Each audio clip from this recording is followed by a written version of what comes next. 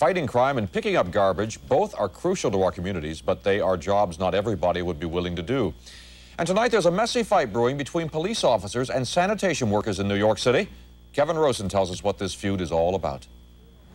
Would you risk your life every day if you were treated worse than garbage? That's the question asked in a new $33,000 newspaper and radio ad campaign, an effort by the Patrolmen's Benevolent Association to garner public sympathy during upcoming contract talks with the city.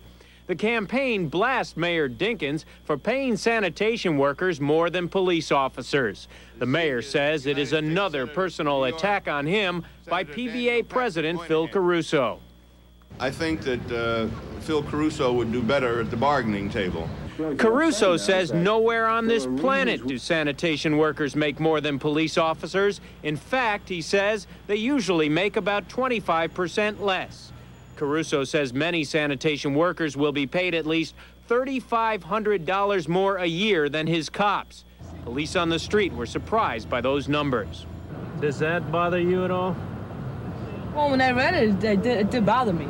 But the ad campaign has struck a nerve with sanitation workers who say they work hard for their money. I think a lot of times people don't know what the police do. I mean, they see crime around them, they see crack houses, they see a lot of things that they are very aware of, but they don't know why the police aren't aware of. When your garbage is out, they see that it's picked up, put in the truck, and taken away. Why come down on us, you know, just to make yourself look better? The PBA says the ads are not a personal attack on the sanitation workers. However, the sanitation workers say they're insulted. The fact that one union would use another to their own advantage is, quite frankly, a bunch of garbage. Kevin Rosen, News 4, New York. Well, the 4 Los Angeles police officers charged with violating the civil rights of Rodney King will spend Easter weekend waiting for the verdict. The jury heard more closing arguments today.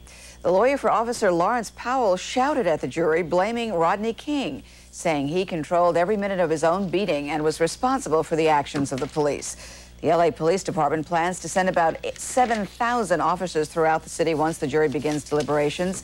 The city is hoping to avoid a repeat of last year's post-verdict rioting. Well, major cities across the country are also on verdict watch, hoping whatever happens in LA won't trigger trouble here. As Mary Savillo reports, New York is using a velvet glove approach with an iron fist in reserve. They began handing out little cards with a lot of information about how young people have rights and responsibilities dealing with authority, including the police.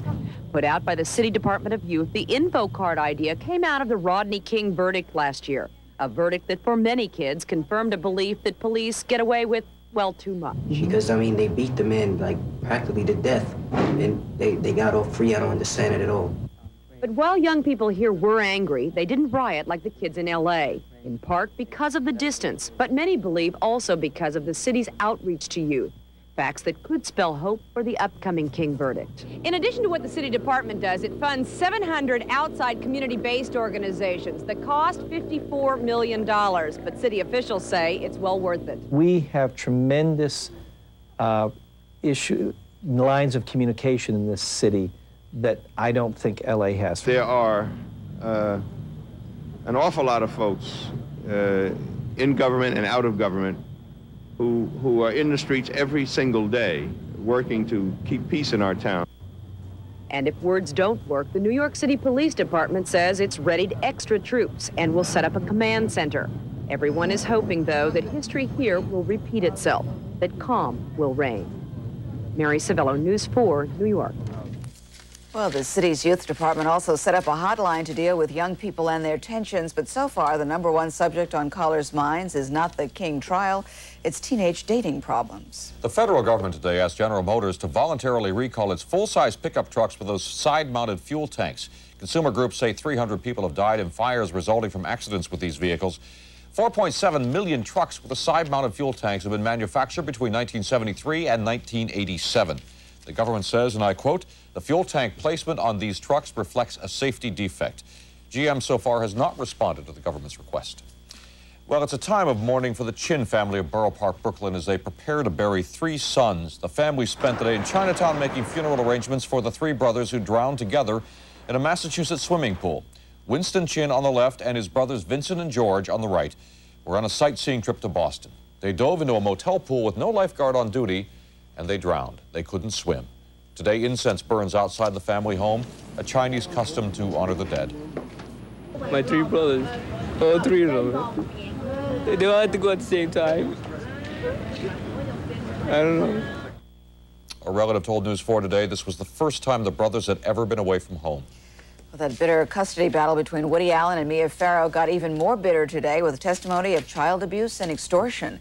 One of Allen's attorneys testified that Farrow's lawyer offered to drop her charge that Allen molested their 7-year-old adopted daughter Dylan in exchange for $5 million. The child abuse testimony today came from one of Farrow's babysitters who claimed she witnessed suspicious behavior by Allen toward Dylan. Allen is fighting for custody of 2 adopted children, Dylan and Moses, and his and Farrow's biological son, Satchel. Well, 2 men armed with Uzi-like guns got quite a surprise today when the cash they stole exploded. It happened in White Plains this morning. Police say the 2 men robbed a Marine Midland bank, but the money exploded, sending red dye all over the cash. The robbers dropped the money and took off in a black Volkswagen.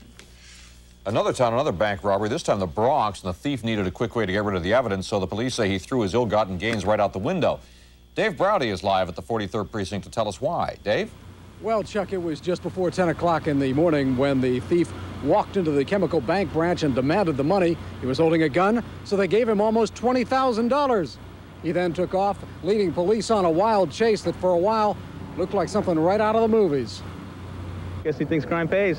We don't know what he expected, but police say when John Nasheed robbed this chemical bank branch on Castle Hill Avenue in the Bronx, he touched off a wild chase through city streets and up the Hutchinson River Parkway. And police say, as Nasheed was driving frantically, trying to get away, he apparently decided he didn't want to get caught with the loot. And at this point, he wound up throwing money out the window. He did that twice on the highway. How much money would you say? I have no idea. It was a lot of money. Were the people going crazy or something? There was cars behind us. Nobody really stopped. And at this point, he got off the highway back into city streets, where he threw more money out the window. Then we were going in and out of blocks left and right, trying to stop this guy. After Nasheed took off on foot, officers say they caught up with him, and then they discovered he's a veteran. In fact, one of the cops remembered arresting Nasheed for bank robbery back in 1987, after yet another chase through the same city neighborhoods. He gets lost over here. It's twice he got lost over here. He doesn't realize he's not going to get away with bank robberies. It's not his line of work. Well, it certainly isn't his line of work in one way. This time he's not going to get state time. The FBI took him. They're going to try him in federal courts. That could guarantee that if he's convicted, he'll be put away for quite a while. Reporting live from the Bronx, I'm Dave Browdy, News 4. Now back to you in the studio, Chuck. Dave, the police say that nobody bothered stopping other drivers in the Hutchinson River Parkway when the money was being thrown out the window. But what about through the neighborhood as money was being tossed out? Did people go nuts there? Well, people did get a little bit excited, but there were so many police officers right behind them. They were picking up the money as other officers were apprehending them. And the police say they got virtually all of that $20,000 back. I bet they did. Right, thanks, Dave. Christians observe the solemn holy day of Good Friday as we continue for you on News 4. Plus, during this Holy Week, a look at religion in the 90s. Are worshipers moving closer to God or farther away now? Also coming up, Dodger fans remember Brooklyn's own Field of Dreams and celebrate their latest victory. And I think Al's been telling us all along that rain bonnets are probably the best deal. Yeah, and little rubber rabbits, I think, for the Easter baskets, because we've got some wet weather to talk about. We'll have the details when News 4 New York at 6 continues.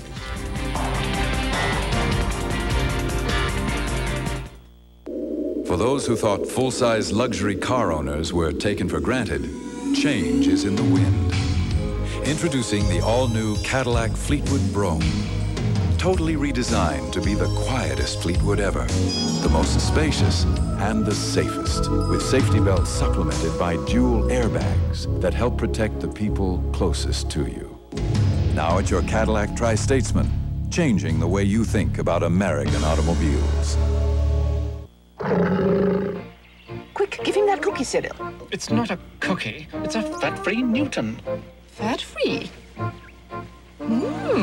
I'm sure we can wait him out. A cookie is just a cookie, but Newtons are fruit and cake.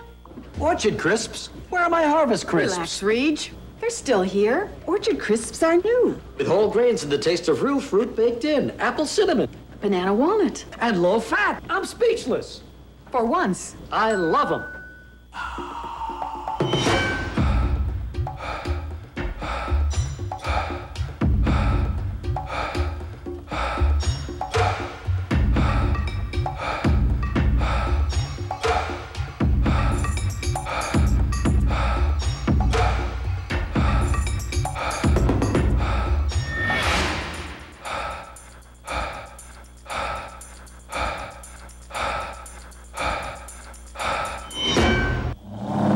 generation of excitement. What's new is all here for you. Here's high-performance family entertainment. Here's the New York International Auto Show. Experience exhilarating automotive technology. Exotic supercars. Revolutionary concept cars. Drive into the 21st century. Come to the New York International Auto Show. Saturday, April 10th through Sunday, April 18th at the Javits Center. Meet TV and sports celebrities. Bring the whole family and enjoy the next generation of excitement at the New York Auto Show.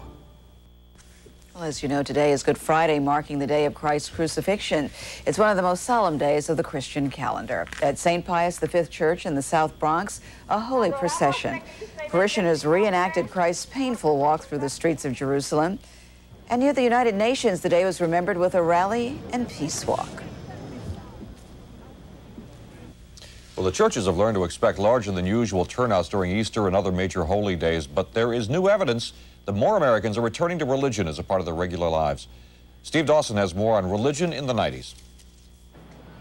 America's baby boomers have been called the generation that forgot God. In fact, 22 million baby boomers have dropped out of church since the 1960s. It has decimated some major Christian denominations. Membership in the Episcopalian Church, for example, is down nearly 30%. Now there seems to be a quiet revolution of baby boomers going back to church. People like Marie Squirciati. Oh, absolutely.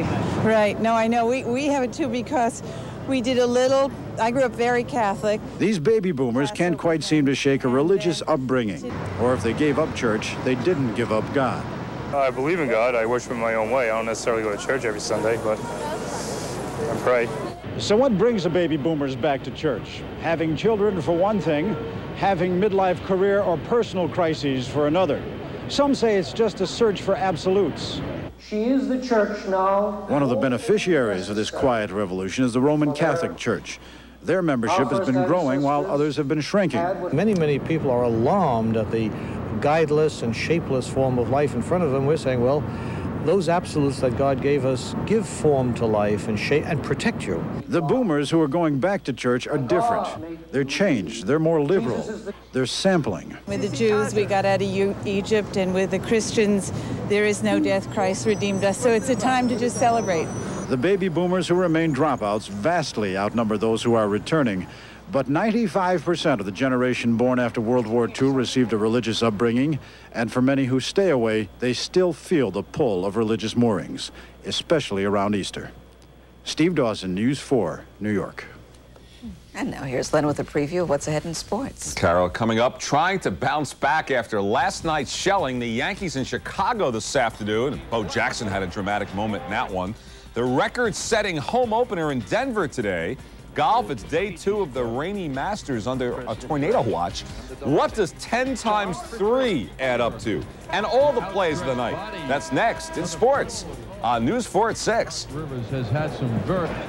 When you were a child, you were told we're all created equal. But now that you're a little older, you see things a bit differently.